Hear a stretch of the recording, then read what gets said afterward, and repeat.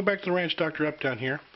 I thought I'd do a video response to Tom over at Weapons Education. In his latest video, he's posed the question to you as to which you prefer, which you liked better, the polymer frame or the steel or alloy frame pistol that's out there. I thought I'd respond back to him, and I'm probably like you, Tom. I really have no preference at all. I more prefer the utility of the firearm over a preference specifically because it's steel or polymer.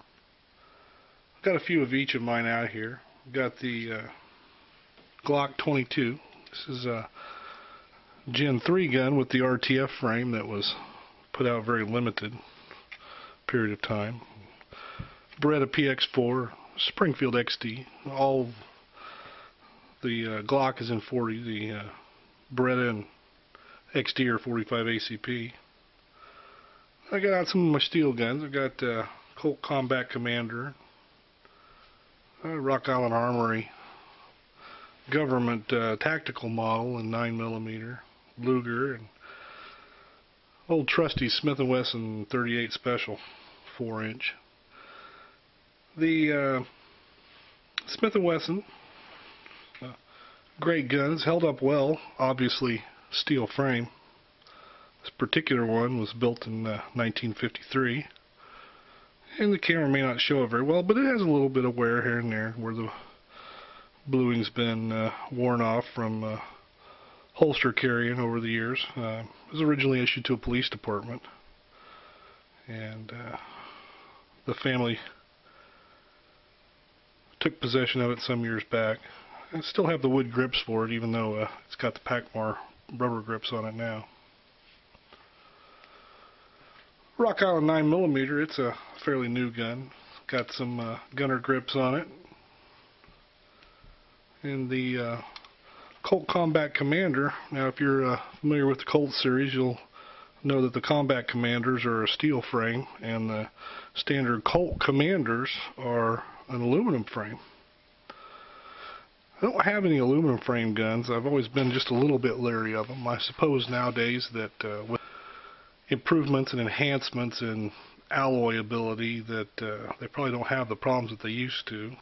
As some of you may know, when they first came out with the aluminum frames, they had a lot of issues with sliding the frame where they meet, having some galling issues where the steel would wear excessively into the aluminum. I think that's pretty much not really an issue anymore these days. As far as the polymer guns go, and I'll say generally speaking that what these all have in common, except the Glock, is they have some kind of rubber grip sleeve on them. And I have a few other polymer guns, and likewise they have the grip sleeve on them. The reason the Glock doesn't is because the Glock's a safe queen. It never gets out and gets shot. It just stays in the safe, and therefore I haven't bothered to put the rubber grip on it. The RTF finish, while it does seem very grippy when you're just holding it, the thing that I found in when you do shoot it is it's just like having sandpaper on your grip. It really bites into your hand, almost gives you the feeling of it cutting into your skin. So if I ever got to the point where I was out shooting it on any kind of routine basis, I probably would go ahead and put a rubber grip sleeve on them. The reason they have the rubber grip sleeve is basically because of my one complaint with the polymer pistols. When I get out there and shoot with them, once my hand starts getting sweaty, that polymer, just for whatever reason, I cannot ever seem to get a grip on it. Hence the rubber sleeves.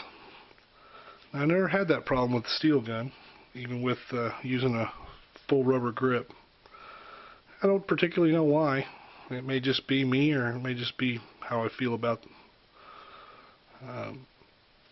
the polymer pistols in general. I've never really figured it out, but that is one thing I've noticed is I can get out on a 100-degree day and shoot some steel gun, even if it's got non-wood grips on it. I shoot it all day long, sweat pouring off of me, never have a problem with it. But get the polymer guns out there, and without that rubber grip on them, they start slipping around once the palms of my hands get wet enough.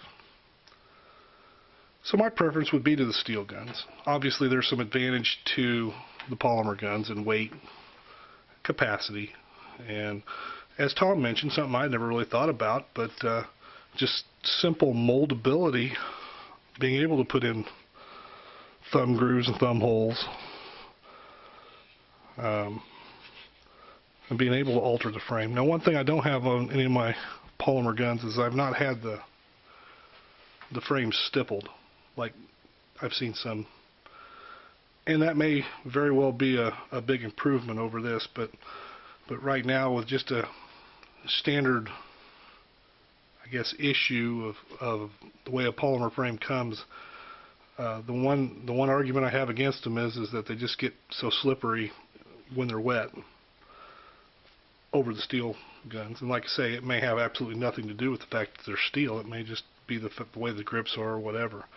But that's always been my problem with the polymer issues. Is it doesn't seem to matter how much they make the polymer aggressive, it just still seems like it gets slippery when wet. So anyway, just a few guns and a quick answer back to Tom at Weapons Education. Hope you guys find this interesting. We'll talk to you later. You have a good day.